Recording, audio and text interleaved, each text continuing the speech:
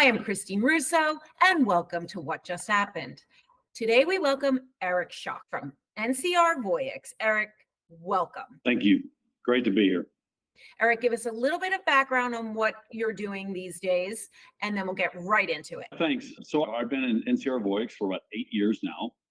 And about a year ago, we split the company. So NCR was made up of both ATMs as well as digital commerce. We split the company between ATMs and digital commerce, and NCR Voyix was formed. NCR Voyix is made up of 3 businesses: the retail business, the restaurant business, and our digital banking business. Think of it as our digital commerce set of businesses. And I'm responsible for our retail business here at NCR Voyix. So my background is in building stores. And so that was forever a demand on CapEx. And it's always been a champion and seen as this incremental way to grow a business. I recently had a conversation with someone from that store development world, and they asked me, what is the single most impact you can have on the customer experience in the store? And they thought it would be something physical, because that's my background. And I said, it's checkout, it's POS. And they were like, what? Like, can't be. And I said, yes, it very much is.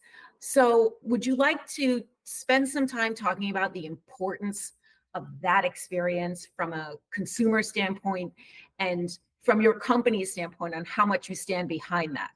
Absolutely, I do. Retailers are trying, every retail decision maker needs data, and they need data and insights in order to run their business and to grow their business. And the way you talked about it, experiences, the way that they are going to provide experiences both to their guests as well as their team members or store associates, they're going to use data to do that, to drive those decisions, whether it's inventory, pricing, different marketing mix, promotions, product placement, merchandising, and of course, building a brand. The way they get the data is through their store systems, and point of sale is at the heart of those store systems. It's a lot of retailers would call it the heartbeat or the soul of the store. And a lot of the store systems, IHL did a piece earlier this year where they said 40% of retailers were looking to change or upgrade their store systems because their store systems today aren't up to the task of providing the amount of data as fast with all the different challenges that retailers have today, whether it be shrink, whether it be labor challenges, whether it be changes in consumer demand and consumer preferences. To plan for inventory when you have buy online, pick up in store, to plan for both inventory and to plan for labor, it's a very different challenge than you had pre-pandemic, where buy online, pick up in store wasn't nearly as prevalent as it is today and growing. And so we call this a bit of an upgrade imperative that retailers are going through around their store systems. And the point of sale software is at the heart of that upgrade imperative. So that's really what the spin was all about for us on the retail side, is shifting our model and transforming our business to a platform-based software and services model. We're going through a lot of changes here on the technology side, where we're providing next generation, both point of sale as well as self-checkout software, where we've reimagined and replatformed and brought a whole next generation set of capabilities to our customers. So the company itself has gone through a digital transformation. We are going through it as we speak, and we're then partnering with, and we believe we're leading and reinventing store systems in the industry. We're partnering with our customers through their digital transformation. We have the honor of serving 67% of the largest 400 retailers by revenue. And I'm honored to have the privilege to serve this wonderful team here at NCR Voyix and all these excellent customers, some of the largest retailers in the world, all the way to the small, medium businesses with 1 or 2 stores. There has to be a high level of trust, because as much as it's an imperative, It's like going to the dentist. You're pretty loath to do it. Yeah, I've never met a retail store or a retailer, whether it's the CEO, the COO, the CIO, any store operations leader. Doubt you'll ever find one that'll wake up one day and say, boy, I'm really looking forward to making a change to my point of sale. They know they need to. They know that a lot of the store systems today can limit them. It's some of the older aging technology, and they know they need to get data and insights much faster than they get today. But it's, as I said at the very beginning, people will say that the point of sale is the heartbeat of the store. It's a big change. Sure is. It speaks to the NCR Voyix service where when they do wake up, and it's more from a nightmare, oh, I got to change my POS.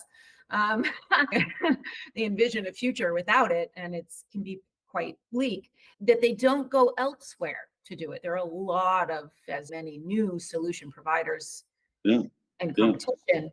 So you're up against the modernity to the POS industry. You're evolving, and you're keeping your clients and maintaining their needs. There's a need for continuous operation with every one of these stores. I mean, they have to be able to evolve, and there's a high risk. Do we rip and replace?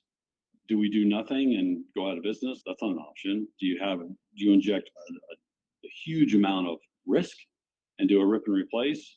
Or what we actually advise customers is there's actually a more evolutionary path you can take. And so we strongly encourage and partner with our customers and call it retailers that leverage other technology providers, a revitalization path that allows for these continuous operations without tremendous amount of undue risk, while also getting benefits that they don't have today injected into their business, capabilities and benefits that they don't have today, so that it's much more of a I'll call it a lower risk, more pragmatic path to this upgrade imperative. And as you said, we worked with over 50 different providers around the world in reimagining our self-checkout solution. Before I go into the specifics of it, though, I think it's really important to talk about the team for a second. Being the number one self-checkout provider in the world, one path would have been for us to maybe do more of an incremental approach, maybe a new operating system, a new user interface, maybe some new features and functionality. Another path would have been to reimagine everything from scratch. Leverage all of the experience and learnings that we have, and then do something truly next generation. Almost like the pre-iPhone, right? Maybe an analogy I can draw. And our team here at NCR Voyix had the courage and conviction to undertake that reimagination. And that reimagination of the solution was around three key principles: speed, intelligence, and innovation.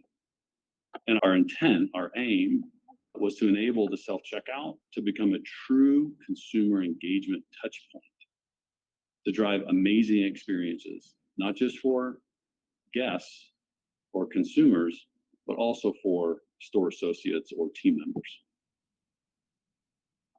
Can we drill down on that?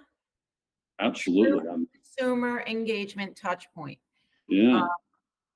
A lot of people speak to that. I want to know your version of that and what a true version of that is, how the innovation supports that. Absolutely. So speed. Let's talk about speed for a second. Our new self-checkout applications powered with our Edge software, which enables a retailer to stay up to date with the new features and functionality that enables them to drive new feature and functionality across their lanes and their stores or locations in a matter of minutes. When in the past, that would have taken months to do a feature upgrade or a feature change, or even a user interface, a color change on the screen.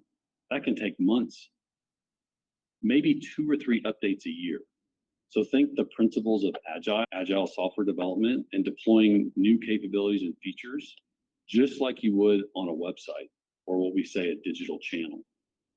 So how do you run your stores? How do you enable to run your stores, your physical stores, like you do your digital channels? How do you test different user interface options, different pricing options, different color palettes, different seasonal themes, just like you would on a website. How do you do A/B testing? We answer all those questions of the how. We enable retailers to do that with our next generation self-checkout capabilities. The next principle is intelligence. Intelligence is about providing retailers with those real-time insights on store operations from our platform. And our platform provides the actionable insights from all the rich data coming from every one of those devices. And that gives a retailer, a retail store operator, much more clear insight in order to make decisions, predict issues that impact both their operations as well as the guest experiences. Like, how many self-checkout lanes do I need that have cash versus card at different peak times, not only during the day, but during the month or the quarter? How do I take all my historic data of transactions? How much are cash transactions? How much is card? How do I bring social media feeds, events, weather that's coming in the future to then optimize that self-checkout experience and layout of the front end? We can't be static anymore. We have to be able to be agile, and we need intelligence, though, to inform that agility. And the third principle is innovation. Think future compatible. People like to say future proof. We don't necessarily believe in future proof. I'll say future compatible. And forgive me, I'll use a little bit of the Tesla example, where autonomous driving was envisioned in the first Teslas, but the software feature wasn't there, but the cars were ready to accept it when the software was ready, right? So we designed our next generation self-checkout to be that future compatible. So today, most of self-checkout is barcode scanning, 2D, some 3D barcode scanning. But we know artificial intelligence, computer vision, we know RFID is very prevalent. Palm payments, very prevalent. Retinal identification for payment is also something that's coming to retail stores. We also know that these terminals need to be consumer engagement, or that was the feedback from our customers, from our retailers, that they need to be true consumer engagement endpoints. And so all of the technology, both physical interfaces, ready to accept new software, and anticipates these multi-signals of both input as well as engagement, have all been provided in this next generation set of capabilities. And then lastly, I'll talk about the hardware. When we talk about the hardware in terms of a configurable modular fabric, truly being able to change cash versus card in a self-checkout unit. Today, that's very rigid and static. In our next generation self-checkout, that is configurable. That is a configurable modular fabric. Bagwells, the same way. Programmable digital tri-lights that enable, whether it be navigation for consumers, maybe advertising for consumers, or just providing a seasonal and local event communication. Again, let's turn this into a true digital touch point that can be intuitive and provide a better experience for consumers and for the store associates or team members. You touched on several topics that I find to be very interesting. The first is future compatibility. I've never been a proponent or supporter of the phrase future proof.